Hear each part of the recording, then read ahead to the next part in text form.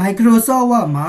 မြန်မာလိုနံပါတ်စင်တွေကိုအော်တိုတက်တဲ့နည်းလမ်းလေးတွေကိုမျှဝေပေးသွားမှာဖြစ်ပါတယ်ကျွန်တော်တို့ Word နဲ့စာစီစာရိုက်တွေလုပ်တဲ့အခါမှာ keyboard ကနေပြီးတော့နံပါတ်တွေကိုတစ်ခုချင်းရိုက်ထည့်နေစရာမလိုဘဲနဲ့အော်တိုတက်လို့ရတဲ့နည်းလမ်းလေးဖြစ်ပါတယ်ဒီတော့အရင်ဆုံးကျွန်တော်တို့ကိုနံပါတ်စင်တက်မဲ့ဆဲခွက်လေးတွေကိုဆက်လက်လေးမှတ်ပေးထားရပါမယ်ပြီးသွားပြီဆိုရင်တော့ home တက်ထဲကနေပြီးတော့ paragraph group ထဲမှာ numbery ဆိုတဲ့နေရာလေးရှိပါတယ်သူ့ရဲ့ဘေးမှာရှိနေတဲ့မြားလေးကိုတစ်ချက်နှိပ်ပြီးတော့ဒီထက်မှာကျွန်တော်တို့သက်ဆိုင်ရာ number format လေးတွေကိုရွေးချယ်ပြီးတော့မှအသုံးပြုလို့ရတယ်ပေါ့နော်ဒီတော့ကျွန်တော်တို့ဒီမှာအင်္ဂလိပ်အခရာနံပါတ်နဲ့တက်ချင်တာလားရောမကဏ္ဍအကြီးအသေးပုံစံမျိုးနဲ့တက်ချင်တာလားဒါမှမဟုတ်ကျွန်တော်တို့ ABCD ပုံစံမျိုးနဲ့တက်ချင်တာလားပေါ့ကိုကြိုက်နှစ်သက်တဲ့ပုံစံလေးတွေကိုကလစ်တစ်ချက်နှိပ်ပြီးတော့နံပါတ်စင်လေးတွေကိုအော်တိုတက်လို့ရပါတယ်ဒီရဲ့သင်ခန်းစာလေးမှာတော့ကျွန်တော်တို့က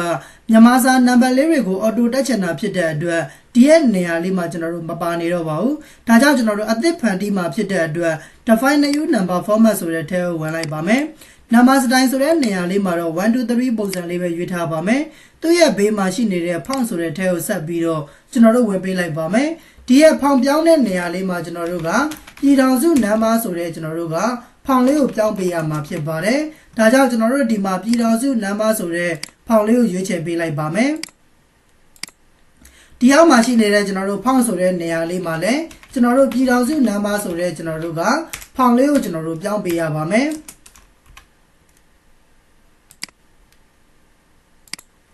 အခုလိုမျိုးကျွန်တော်တို့ဒီမှာပြည်ထောင်စုနံပါတ်ဆိုတာလေးကိုရွေးချယ်လိုက်တာနဲ့တပြိုင်နက်အောက်မှာကျွန်တော်တို့တစ်ဆိုတာလေးကမြန်မာစာကိန်းကဏ္ဍလေးနဲ့ဝင်လာပါတယ်ဒီလိုလေးရပြီဆိုရင်တော့ okay လေးနှိပ်ပေးလိုက်ပါမယ်ကျွန်တော်တို့ဒီမှာဆိုရင်သူက preview လေးပြပေးနေပါတယ်တစ်ရဲ့နောက်မှာကျွန်တော်တို့ full stop လိုပုံစံလေးတွေနဲ့အခုလိုမျိုးပုံစံလေးကျွန်တော်တို့နံပါတ်စင်တွေကိုတက်မလားဆိုပြီးတော့မေးတယ်ပေါ့နော်ဒီတော့အခုလိုပုံစံတော့ကျွန်တော်တို့မတက်တော့ပါဘူး1နဲ့3လေးကိုကျွန်တော်တို့လက်သေးခွဲလေးတွေနဲ့ပိတ်ချင်ပါတယ်ဆိုရင်ဒီတဲ့နေရာလေးမှာကျွန်တော်တို့ကာစာလေးချပြီးတော့မှတစ်ရဲ့နောက်မှာရှိနေတဲ့ full stop လေးကိုဖြတ်ချင်တာဖြစ်တဲ့အတွက် full stop ရဲ့နောက်မှာကာစာလေးချမယ်ပြီးရင်တော့ keyboard က backspace လေးနဲ့ဖြတ်ခဲ့လိုက်ပါမယ်လက်သေးခွဲလေးနဲ့ကျွန်တော်တို့ကအဖွင့်အပိတ်လုပ်ချင်တာဖြစ်တဲ့အတွက်တစ်ရဲ့ရှေ့မှာလည်းကာစာပြန်ချမယ်ပြီးရင်တော့လက်သေးခွဲလေးပြန်စားလိုက်မယ်ပေါ့နော်ဒီအလယ်မှာတက်ထားတဲ့ကျွန်တော်တို့တစ်စွာကြီးကိုသွားပြီးတော့ဖြတ်လို့တော့ကျွန်တော်တို့မရပါဘူးဒါဆိုရင်ကျွန်တော်တို့အခုဒီမှာဆိုရင်1နဲ့3လေးနံပါတ်စင်လေးတွေကအခုလိုမျိုးလက်သေးခွဲပုံစံလေးတွေနဲ့ကျွန်တော်တို့ဝင်သွားမှာဖြစ်ပါတယ်တကယ်လို့ကျွန်တော်တို့ကခွင်းစားခွင်းပယ်လေးတွေနဲ့မဟုတ်ဘဲနဲ့